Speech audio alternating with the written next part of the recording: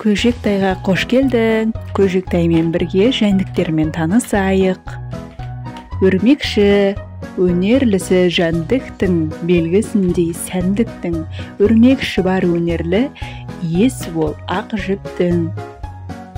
Құмырсқа, еңбекқор деп атайды, ең күшті деп санайды.